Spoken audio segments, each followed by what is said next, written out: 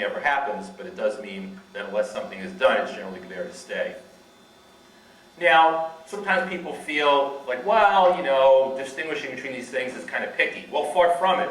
Diagnosis is fundamental to telling people what might happen, fundamental to treatment, fundamental to counseling. You can't do it unless you know what somebody has. And so, how would you know what else to look for? How would you know what else to do for a patient? How would you know what to tell them is going to happen to them or to their child, or might happen to them or to their child? So that's really critical. I'll give you a couple of examples where things can go wrong when people use words incorrectly and don't have diagnoses correctly.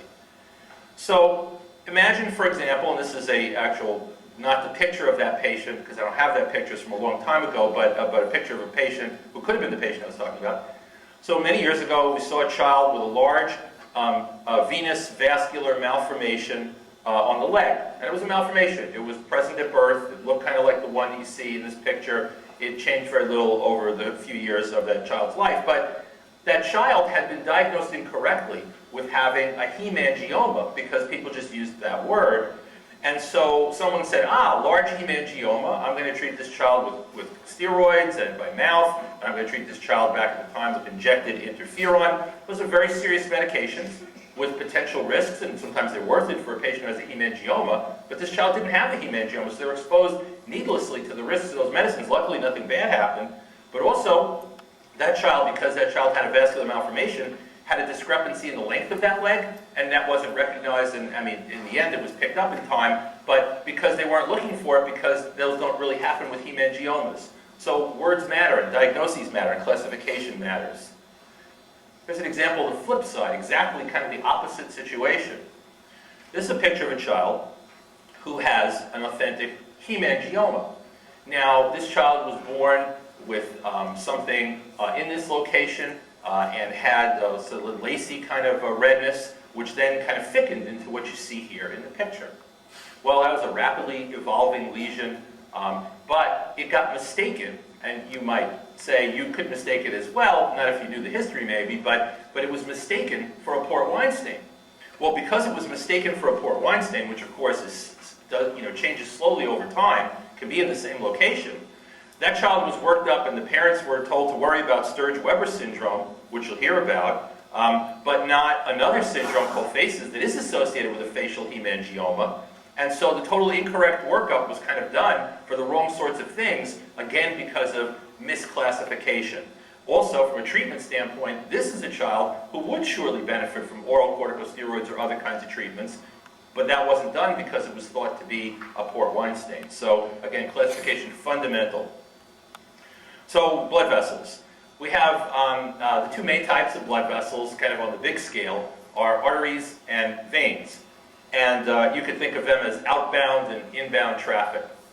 So arteries carry the blood, the oxygenated blood, out to the tissues. So they pump it, they're very muscular, and they pump it out here into the tissues. So if you think of this as a giant highway, then you have the off-ramp, and then you're going on all the streets and avenues. And then this is where the veins are the way which blood gets back to the heart and lungs to be reoxygenated and repumped out to the body. So outbound and inbound traffic.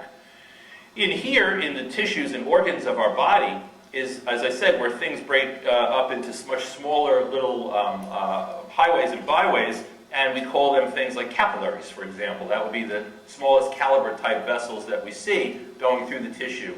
And so you'll hear about changes in different vessels. Now, everybody knows about blood vessels. We all know about blood vessels. But what are lymphatic vessels? Those seem to be quite mysterious. It's like this, parallel system in our bodies that unless you're a doctor, nobody's ever heard of. But the lymphatic system is a system that's very involved in a number of things, including kind of carrying white blood cells in the body. And it does kind of run in parallel. Here, you can sort of see that. Here's the reds of the arteries and the blues of the veins. But, and the lymphatic system is kind of a more slower going, kind of the US 1 versus the I-95, and things move more slowly down there, and it has lymph nodes, kind of these way stations along the way, where the white blood cells may get educated as to things they're supposed to recognize too. But it's a vessel as well, and obviously malformations can affect those too. So now I'll just talk a little bit about some of the kinds of malformations that you'll hear about, obviously much more this morning. So first I'll sort of start a little bit by caliber vessels. So the smallest vessels, capillaries. So capillary malformation, they get called different things. Port wine stain, nevus flammeus, those are all synonyms essentially for the same kind of thing.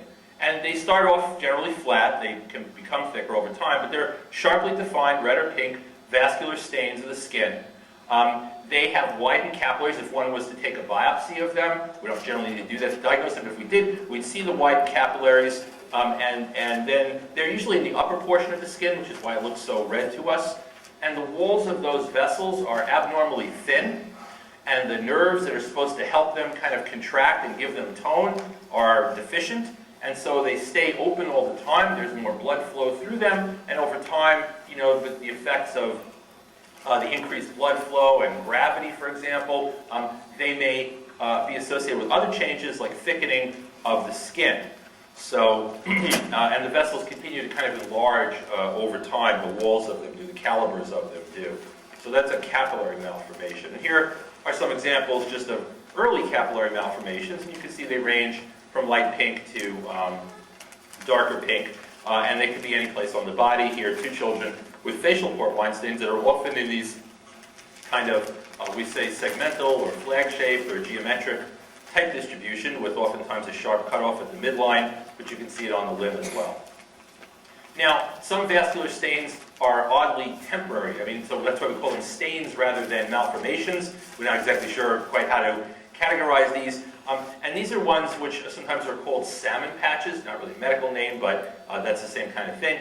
They usually can be distinguished from a port wine stain because they're in the middle, as opposed to off to a side.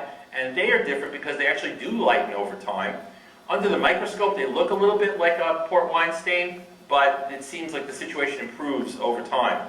And they're oftentimes found on babies' foreheads, eyelids, around the nose, central lip, and the nape of the neck, where they have different names like angel's kisses and stork bites.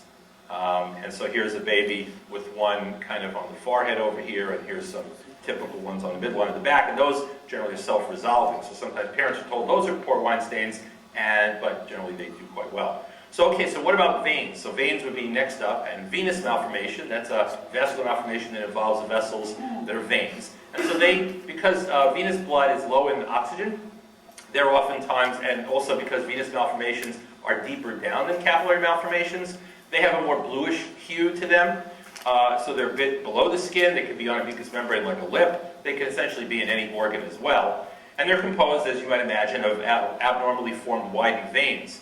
And the walls, again, are thin. Here, the muscle cells that I showed you originally on the wall of the veins are relatively deficient, so they don't contain them, so they get kind of fattened out like that. And you can see here's a normal-looking vein, and here's a vein from a vascular malformation, much more kind of, kind of droopy and easily enlarged.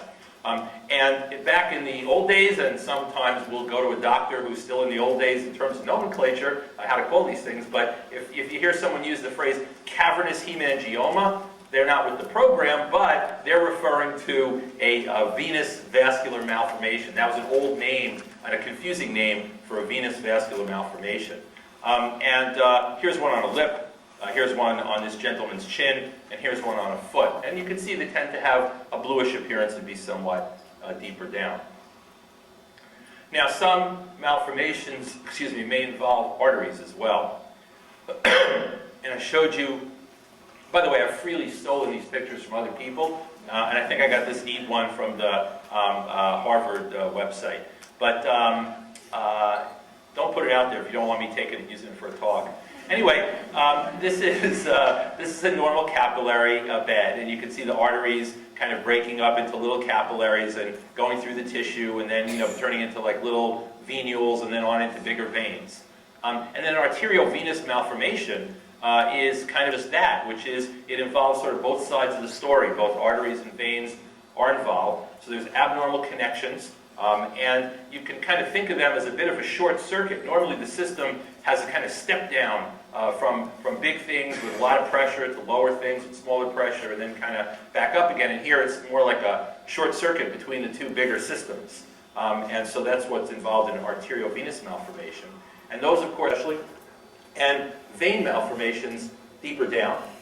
The veins may be abnormal in terms of like the whole highway system deeper down could be missing or not well formed. There can be a lymphatic component. There could be an artery component that gets called a different name, Sturge-Weber syndrome. And it can also be accompanied by changes in the tissue, fat and muscle, as well as in changes in bone growth. So you could have things that are individual, you could have things that are combined, and you could have things that are associated with other kinds of tissues as well. So that's really all I wanted to say kind of from the classification standpoint, because I know that you'll have many, many detailed talks about some of these things. But now you can kind of see, in a general sense, how things are classified, why they're classified, and why classification is so important to us to be able to work with people who have vascular malformations to try to help them. Thank you very much.